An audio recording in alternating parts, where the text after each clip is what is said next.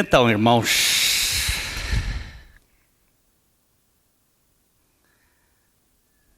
João capítulo 15, Evangelho de João capítulo 15.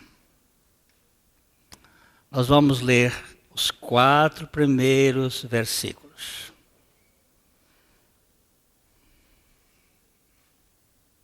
Eu sou a videira verdadeira, e meu pai é o agricultor.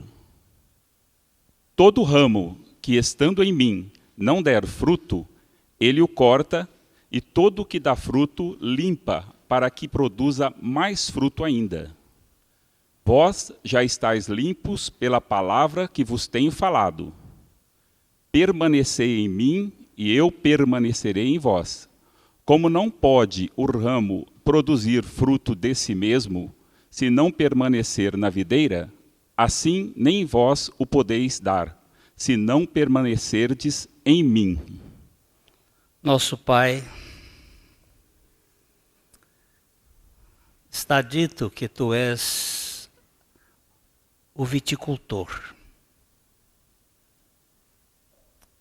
e que nós somos os ramos grudados na videira. Portanto, nós precisamos que o Senhor cuide de nós. Que o Senhor nos alevante e nos pode por meio da Tua palavra. Fala conosco, glorifica o Teu Filho, edifica a Tua igreja, salva aqueles a quem Tu tens escolhido. Em nome do Senhor. Amém. Quando nós iniciamos a exposição deste capítulo 15 de João, alguns irmãos ficaram com algumas indagações. Nós recebemos algumas mensagens e eu procurei estudar melhor um pouquinho mais a questão da videira, do cultivo da videira, para esclarecer com mais precisão essa metáfora, essa figura que Jesus usou. E nós vamos voltar a esse texto para procurar, com mais vagar, compreender o que Jesus quer dizer com isso. Ele diz que Ele é a vida. Vamos voltar ao versículo 1. Eu sou a videira verdadeira, e meu pai é o agricultor. Essa palavra agricultor seria melhor traduzida como viticultor.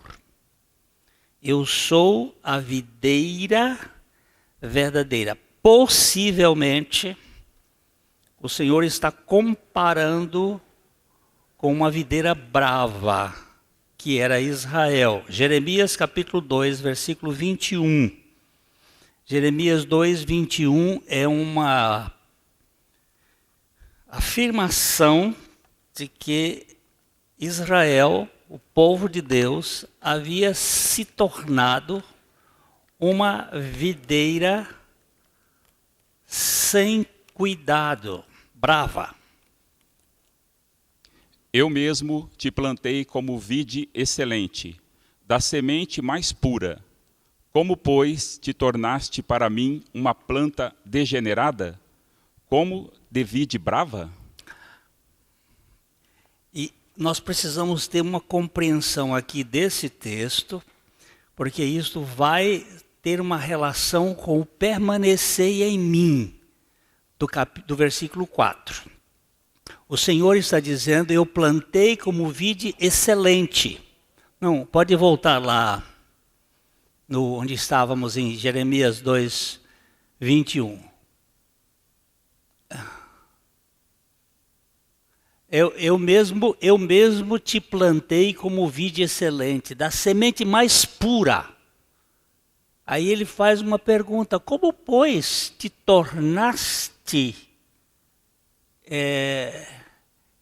para mim uma planta degenerada como vide brava? O Senhor está agora se comparando e se fazendo esta analogia. Eu sou a videira verdadeira e meu pai é o viticultor, é o agricultor. Por que Jesus, eu fiz uma pergunta, por que Jesus escolheu exatamente a videira para se comparar? A vez passada eu perguntei, por que ele não escolheu ser uma sequoia? A árvore mais alta do mundo, das mais grossas. Por que ele não escolheu ser, eu sou o carvalho verdadeiro? Por que ele não escolheu dizer, eu sou o cipreste? Ou o cedro? E diz assim, eu sou a videira verdadeira. Exatamente a videira, que é uma planta trepadeira, que requer suporte. Além do que, não existe vinícola sem viticultor. Se não tiver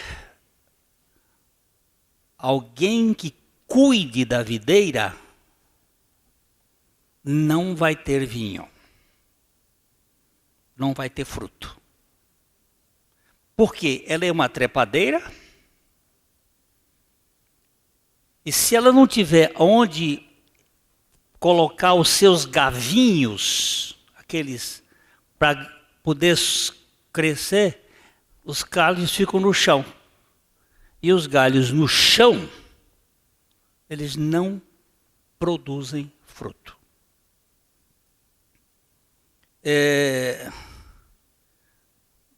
Melancia dá no chão. Abóbora dá no chão. Mas uva só dá erguida. Só dá alevantada. E o viticultor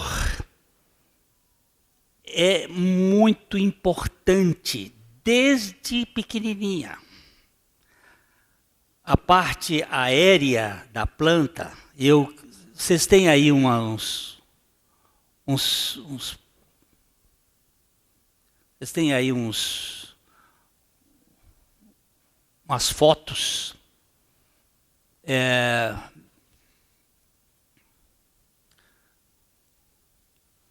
Eu queria essa foto aqui. Isto aqui é uma planta que já teve uma certa altura. Eles já tiraram o bastão que sustentava para ela crescer. E aqui em cima tem os fios, os arames, onde ela está. Este é um ramo e este é outro ramo. Normalmente a videira tem 2 ramos. Ela tem 2 ramos. Isto aqui não é ramo, isto aqui é vara. É daqui que virá o fruto.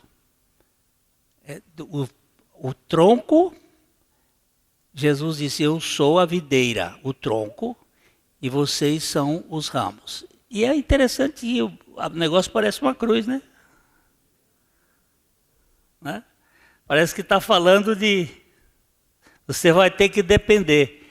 E aqui estão as varas onde vão nascer os ramos, os frutos. Quando os ramos são novos, eles se denominam pâmpanos ou brotos. E eles precisam ser cuidados, senão eles caem. Eles vão para o chão. E quando eles são lenhosos, como este aqui, e as folhas caem, eles são chamados de bacelos, de onde saem as varas.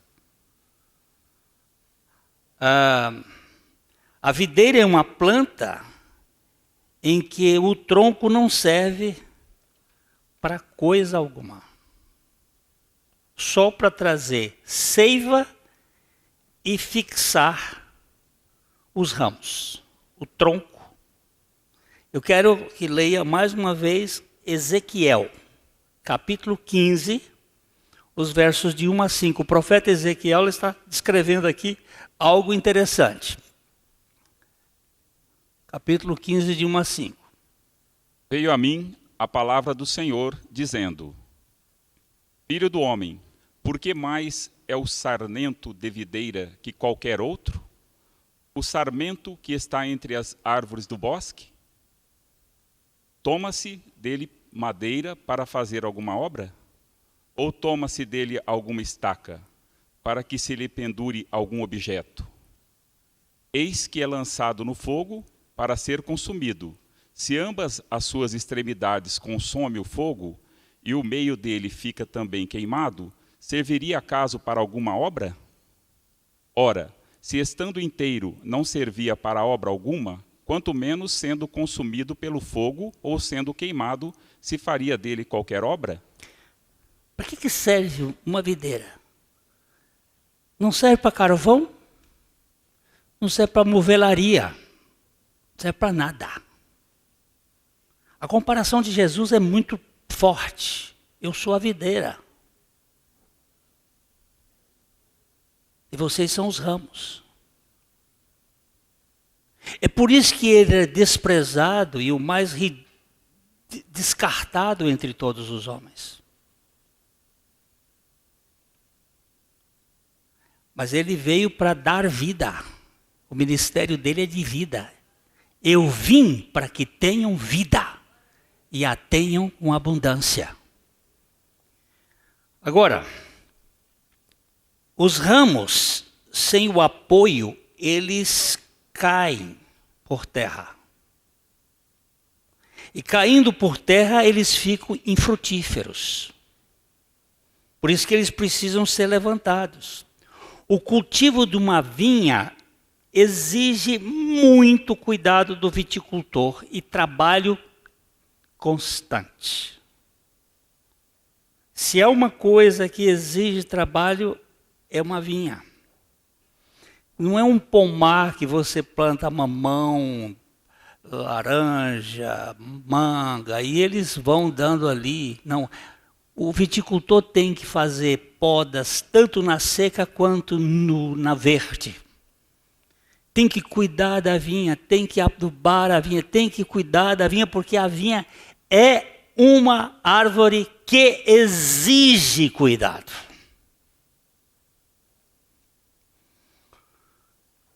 A videira é uma planta que não cresce sem um amparo do viticultor. É importante. Por isso que Jesus começa dizendo: eu sou a videira, mas meu pai é o viticultor. Ele já colocou ali. E eu queria voltar a olhar esses dois textos de João 5:19 e 5:30. João 5:19. O que Jesus está dizendo aqui? Então lhes falou Jesus: em verdade vos digo, que o Filho nada pode fazer de si mesmo, senão somente aquilo que vir fazer o Pai. Porque tudo o que este fizer, o Filho também semelhantemente o faz. Você prestou atenção? O Filho, esta expressão aqui é muito forte. Nada pode fazer de si mesmo, senão aquilo que vir o Pai fazer. Ele era um homem 100% dependente do Pai. Por isso que a Bíblia diz que ele é o autor e é o consumador da fé. Porque fé é depender da palavra de Deus. E o verso 30, ele vai dizer de novo: Eu nada posso fazer de mim mesmo. Na forma porque eu ouço, julgo. O meu juízo é justo, porque não procuro a minha própria vontade, e sim daquele que me enviou. Você está entendendo que Jesus foi 100% dependente do Pai, assim como a videira é 100% dependente do viticultor?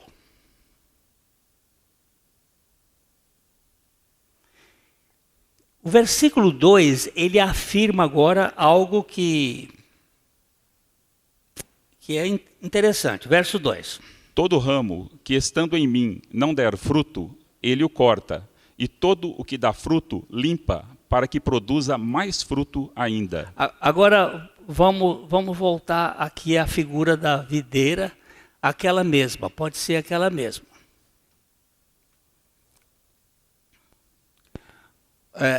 Todo ramo que estando em mim não der fruto, ele corta.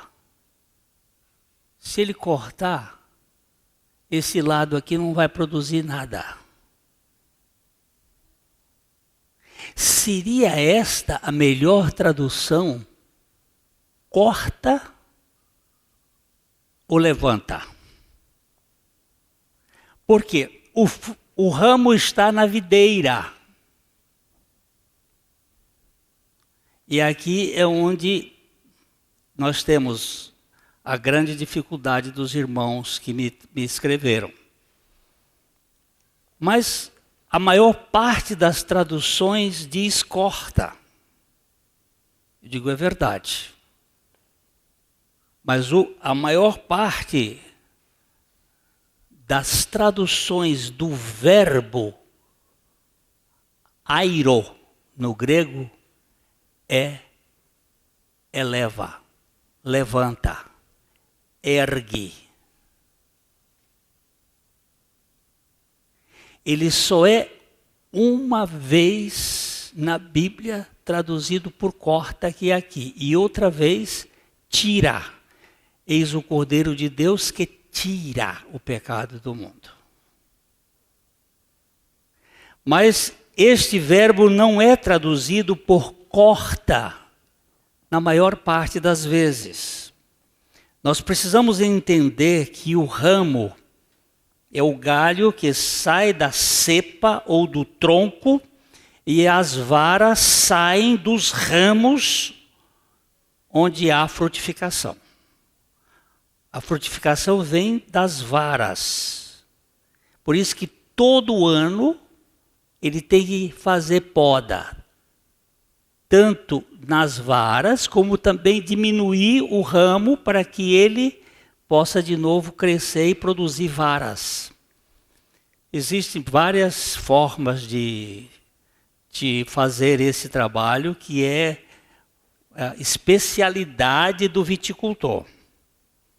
Os ramos que frutificam são aqueles que estão elevados sobre o suporte, e os ramos que não dão fruto são aqueles que estão caídos no chão. Quando ele cai no chão, ele não vai produzir fruto. Como eu falei, a melancia só dá no chão. Mas porque também uma melancia pendurada para dar fruto, né? Se ela cair, ou uma abóbora dá na cabeça do sujeito, né? Mas a uva, ela tem essa necessidade de ser erguida. Eu creio que o verbo aí é melhor traduzido como levanta, ergue. O verbo, eu vou dar exemplos, por exemplo, João 8, 58. João 8, 58. Respondeu-lhe Jesus: em verdade, eu vos digo, antes que Abraão existisse, eu sou. Será que eu 59? 8, 59. Então pegaram em pedras para atirarem nele, mas Jesus se ocultou e saiu do templo. A palavra aqui, pegaram. Na verdade, levantaram as pedras para jogar nele. Porque ninguém pega em pedra para jogar no outro, no chão. Levantaram as pedras para jogar nele e ele se ocultou. A ideia é levantar, o verbo airo. Vamos dar um outro exemplo. Atos, capítulo 4, verso 28. Perdão, verso 24. Atos 4, 24. Ouvindo isto, unânimes levantaram a voz a Deus e disseram: Tu, soberano Senhor, que fizeste o céu e a terra, o mar e tudo o que neles há. Ouvindo isto, unânimes levantaram a voz a Deus. Verbo airo. Mais um texto. Mateus 21, 21. Jesus, porém, lhe respondeu: Em verdade vos digo que, se tiverdes fé e não duvidardes, não somente fareis o que foi feito à figueira, mas até mesmo se a este monte disserdes: ergue-te e lança-te no mar, tal sucederá. Ergue-te, levanta-te. Por que seria cortar? Se o ramo está na videira.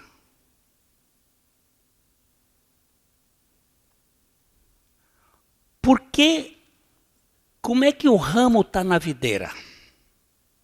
Como é que um ramo fica na videira? Não se põe ramo na videira por enxerto. O ramo na videira é por brotamento.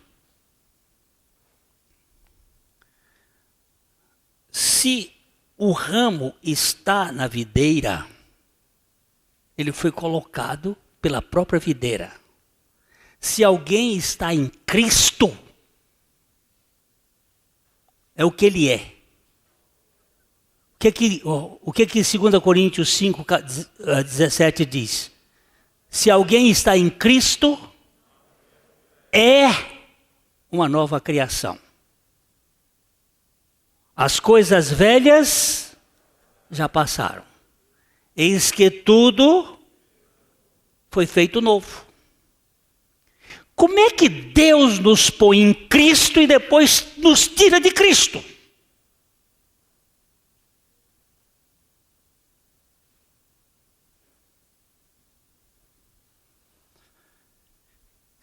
Isso é paradoxal. Como é que um crente está em Cristo? Através do novo nascimento.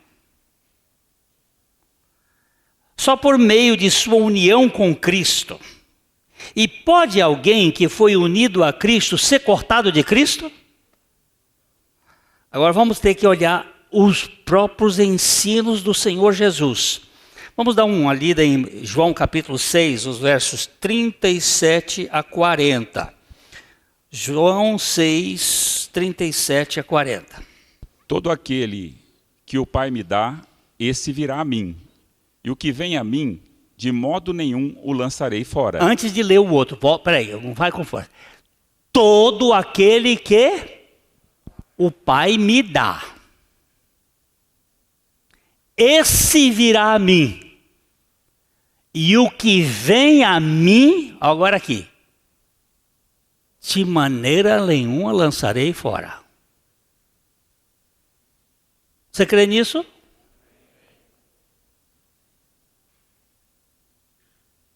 Ok, verso seguinte. Porque eu desci do céu, não para fazer a minha própria vontade, e sim a vontade daquele que me enviou. E a vontade de quem me enviou é esta, que nenhum eu perca de todos os que me deu. Pelo contrário, eu o ressuscitarei no último dia. Olha só! A vontade daquele é que nenhum eu perca de todos os que me deu. Pelo contrário, eu o ressuscitarei no último dia. Versículo seguinte. De fato, a vontade de meu Pai é que todo homem que vir ao Filho e nele crer tenha a vida eterna, e eu o ressuscitarei no último dia. Você crê nisso, meu irmão? Como é que ele nos coloca em Cristo?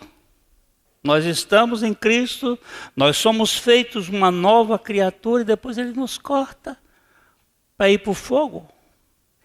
Por favor, não atravesse o versículo 6 ainda. Nós vamos chegar lá depois. E aquele versículo 6 não tem nada a ver conosco, tem a ver com as nossas obras. Tem obra que vai para o fogo mesmo. Mas a nossa salvação, ela é eterna. Deus não salva uma pessoa e depois se perde. O meu filho hoje está aqui. Veio nos visitar ontem, está aqui. Ele é meu filho desde que foi gerado. Ele pode dizer assim, eu não quero mais conversa com meu pai. E pode ir embora. Não quero mais. Mas ele não pode desfazer a minha filiação. Ele pode se tornar rebelde, mas ele não pode desfazer o meu amor por ele. E no caso da salvação, ninguém pode vir a Cristo se o Pai não trouxer. E uma vez vindo a Cristo, ele é feito uma nova criação. E essa criação nunca mais vai desistir do próprio Deus. Aí nós vamos chegar no permanecer, porque o permanecer é muito importante.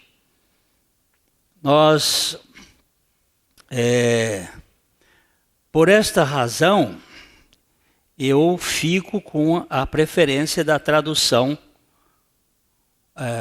levantar. Eu vou citar aqui o Dr. James Montgomery Boyce, que é um dos bons teólogos. Ele diz assim: se este for o caso, isto é, levantar, então a primeira coisa que se diz do Pai como viticultor é que ele eleva o cristão para ficar mais perto dele. Todo que não dá fruto, ele levanta para ficar mais perto dele.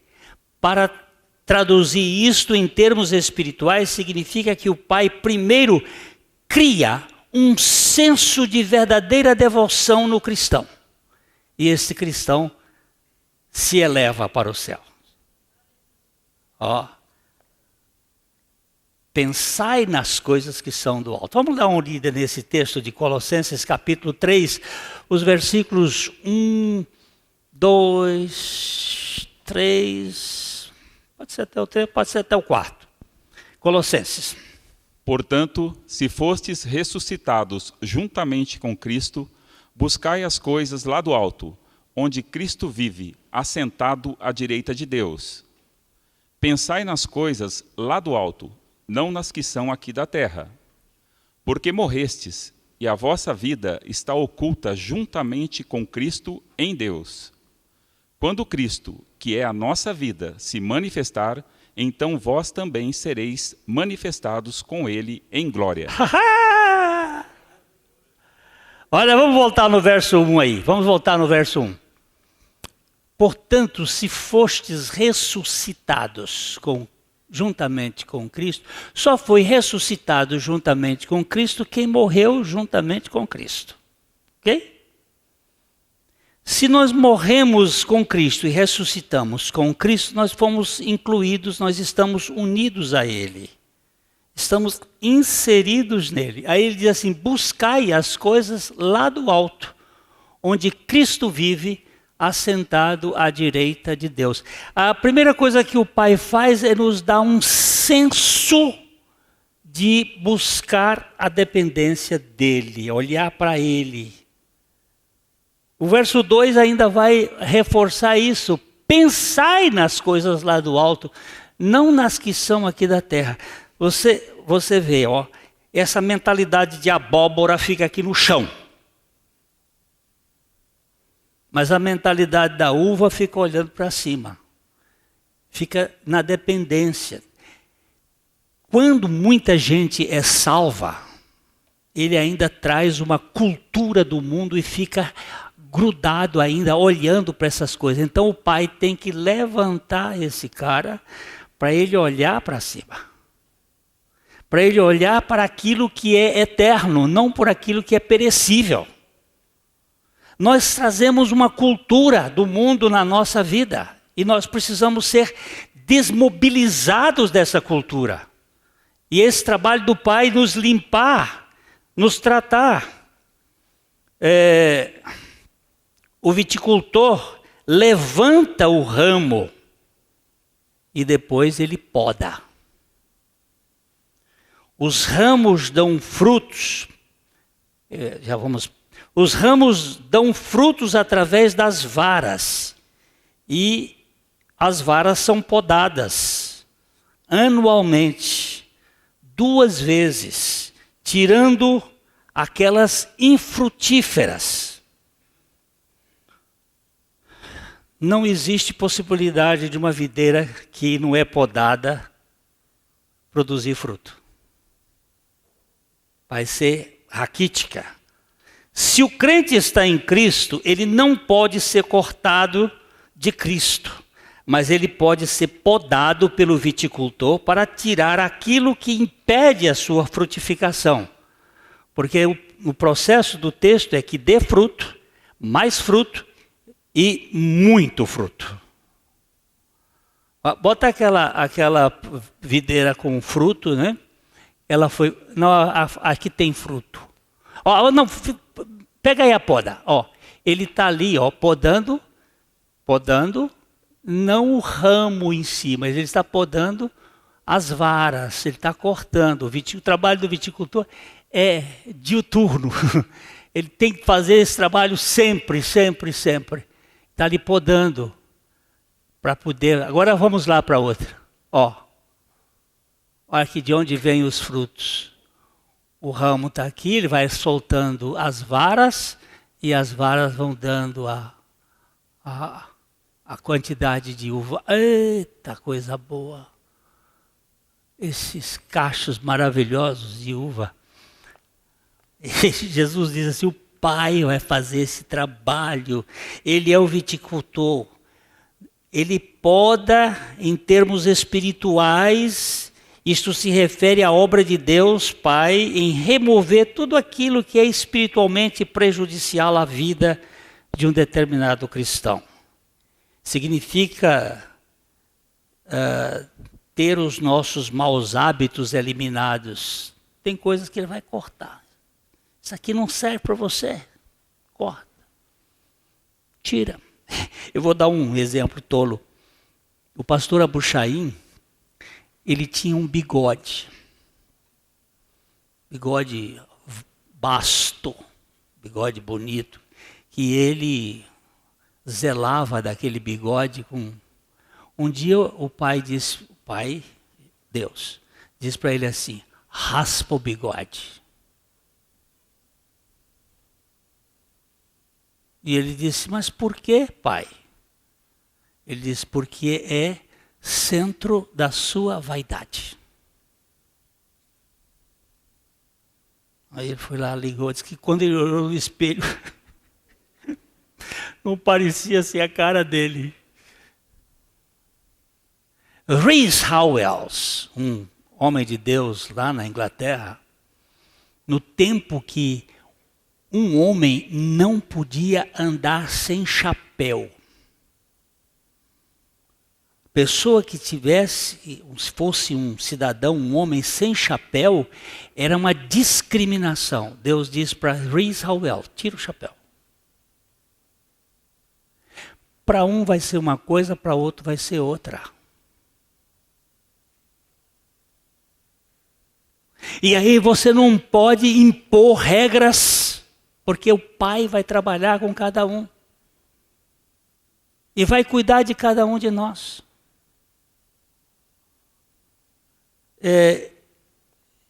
Significa que nossas prioridades serão reorganizadas. e os nossos valores terrenos serão mudados. Às vezes pode significar remoção de amigos que estão nos atrapalhando, em vez de promover o nosso crescimento espiritual. Às vezes é até gente da família. Deus leva alguém. É podar. E poda dói.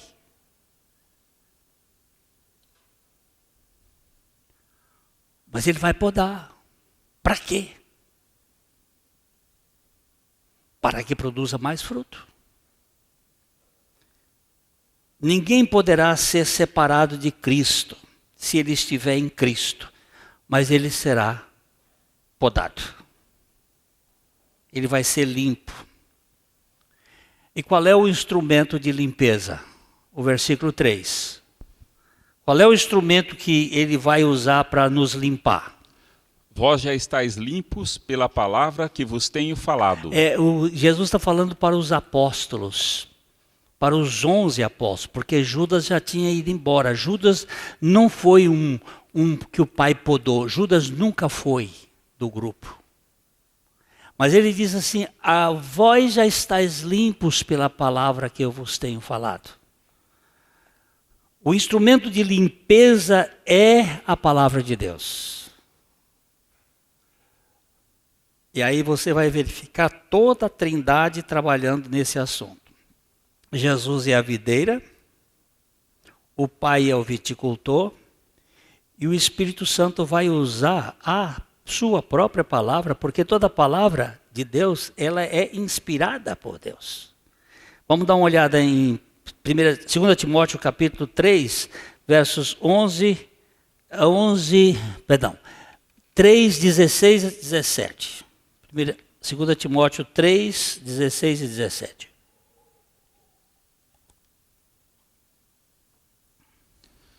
Toda a Escritura é inspirada por Deus e útil para o ensino, para a repreensão, para a correção, para a educação na justiça, a fim de que o homem de Deus seja perfeito e perfeitamente habilitado para toda boa obra. Toda a Escritura, olha, aqui essa palavra, inspirada por Deus, no grego é theos pneukos. Theos é Deus. Pneukos é aquilo que o Carlão não estava tendo com o seu pulmão comprometido. Ar, vento, sopro. O sopro de Deus. Toda a palavra é inspirada por Deus e é útil para o ensino, para a repreensão, para a correção, para a educação na justiça, a fim de que o homem de Deus seja perfeito e perfeitamente habilitado para toda boa obra. É a palavra de Deus que vai trabalhar na gente. Nós não temos outro instrumento que possa nos... vamos dar uma olhadinha também em 2 Pedro, capítulo 1, versos 19 e 21. Temos assim, tanto mais confirmada a palavra profética, e fazeis bem em atendê-la, como uma candeia que brilha em lugar tenebroso, até que o dia clareie e a estrela da alva nasça em vosso coração.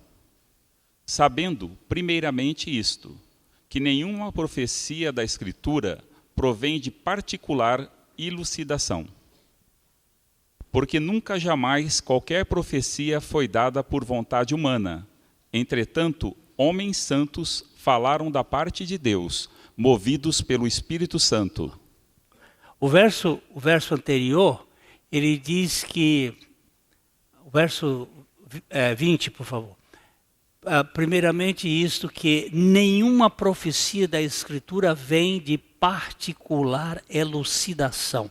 Não foi uma descoberta do homem. Não foi o homem que teve uma inspiração humana, como as inspirações da poesia, da música. Não, não, não.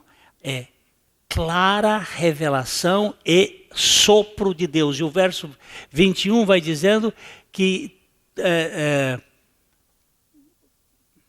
Porque nunca jamais qualquer profecia foi dada por vontade humana. Entretanto, homens santos falaram da parte de Deus, movidos pelo Espírito Santo. E essa palavra que foi falada, esta palavra agora é usada para podar, para corrigir, para educar, a fim de que o homem de Deus seja perfeitamente habilitado para toda boa obra. Jesus é a videira, o Pai é o viticultor, os crentes, nós somos os ramos, a palavra de Deus é a ferramenta do Espírito Santo para a poda da vinícola. Ele vai utilizar isto. Toda a Trindade está envolvida nessa cultura. Agora, o versículo 5, que nós vamos terminar agora, o versículo 4, ele vai nos dizer uma coisa que é importante. Permanecei em mim, e eu permanecerei em vós. Como não pode o ramo produzir fruto de si mesmo, se não permanecer na videira, assim nem vós o podeis dar, se não permanecerdes em mim. Esse permanecer aqui é outra coisa maravilhosa. É o verbo meno. Habitar. Estar fixo em. Quando nós fizemos um curso lá em Wheaton, lá nos Estados Unidos, na Universidade de Wheaton, nós tivemos um professor que sofreu um derrame e ele teve uma hemiplegia. E esse braço ficou meio inutilizado e ele escreveu aqui no punho, em grego, o verbo meno. E fez uma tatuagem de um ramo de videira que vinha até a espinha dorsal aqui. Então, ele pensava de trás para frente. O raciocínio dele ficou comprometido.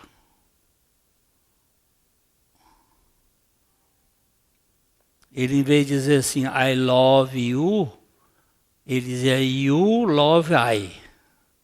Aí depois ele tinha que permanecer para o raciocínio vir e ele construir a frase de capa. Levou tempo. Então, ele disse, todas as vezes que eu tenho que olhar que eu permaneço em Cristo. Que eu devo habitar em Cristo. O que aconteceu com Israel? Que Deus plantou uma semente boa, mas ao invés dele permanecer, ele foi atrás dos Baalins, dos Baal, dos Astarotes, dos deuses das nações, e ele se perdeu. Ele não permaneceu.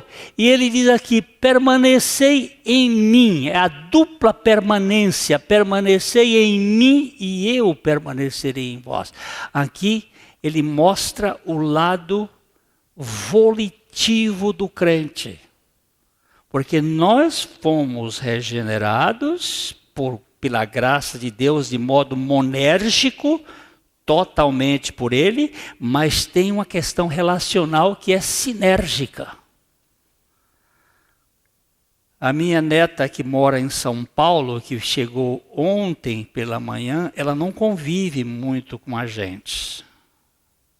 Nós não temos tido esse privilégio de conviver sempre.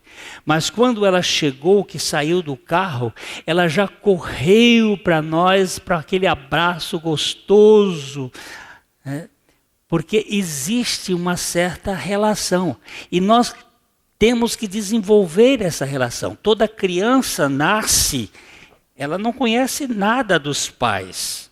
Ela não tem relação, ela é produto inteiro dos pais, mas depois ela vai criando um relacionamento na permanência, no estado de estar em contínuo relacionamento, e vai desenvolvendo. Ele disse: permanecei em mim, e eu permanecerei em vós.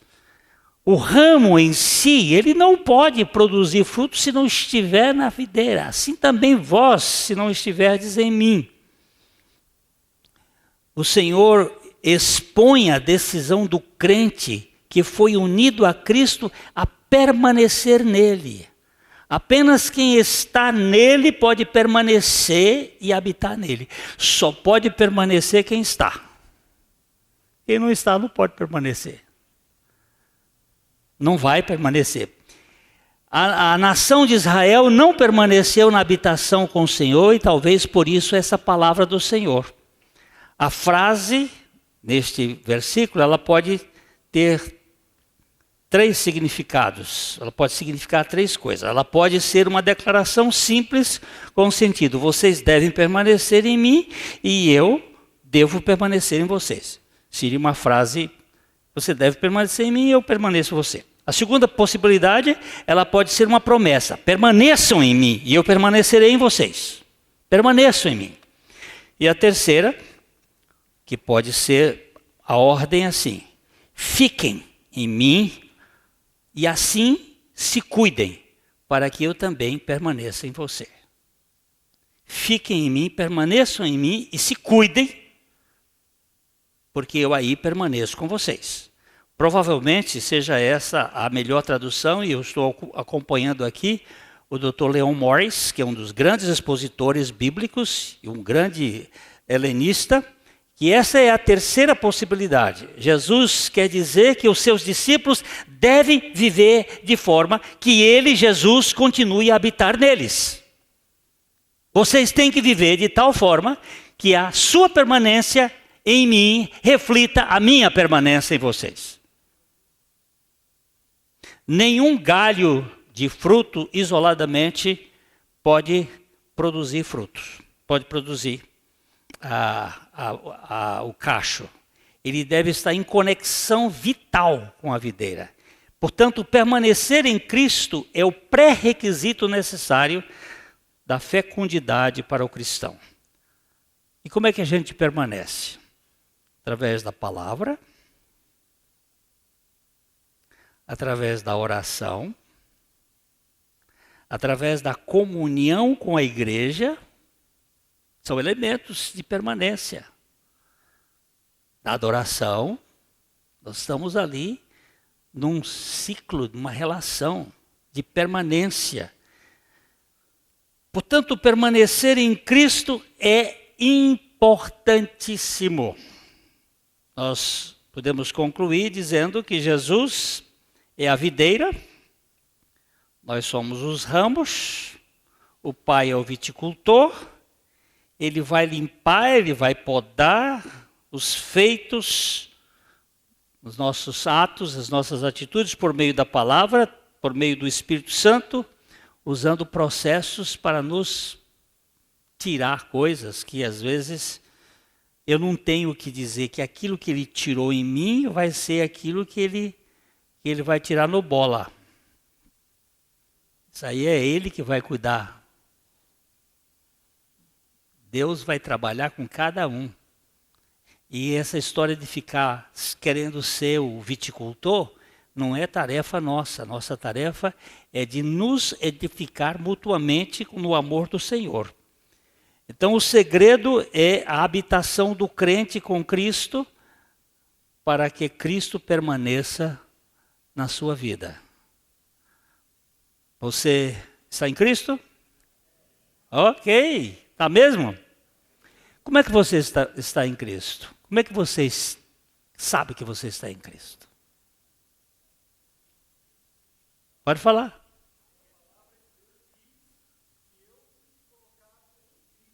A palavra de Deus diz que você foi. E você crê nisso? Você sente isso? Não. Você entende isso? Não. Ok. A gente crê nisto. A gente sabe que está em Cristo. E que Cristo está em nós. E que nós vamos produzir frutos. Quais são esses frutos? Vamos trabalhar isso mais precisamente. Esses frutos podem ser tanto frutos, o chamado fruto do Espírito, amor, alegria, paz, longanimidade, benignidade, bondade, mansidão, domínio próprio, aquele cacho de uva que é do Espírito, como os frutos das vidas. Aquele que crê no Senhor, ele é gerador de vidas, ele produz vidas, ele prega e Deus vai dar vidas para o reino dele. Nós temos tanto os frutos do Espírito como os frutos daqueles que vão ser alcançados. Eu não quero chegar no céu com as minhas mãos vazias. Então, Senhor, me dá vidas, me dá fruto. Me dá pessoas. Não me deixe perder tempo com aqueles que o Senhor tem o objetivo. Então, me dê condições de poder pregar o Evangelho, para que pessoas sejam salvas. Não fique discutindo se o Senhor vai levantar você e doer um pouco, porque às vezes dói. Você está tão agarrado ao chão, às coisas, e quando ele vai levantar, tem que despregar um pouco das raízes que ficaram enfincadas, que se prenderam, e ele vai levantar aquele ramo e colocá-lo em cima, e para que seja frutífero e nós possamos viver para a glória dele. Amém?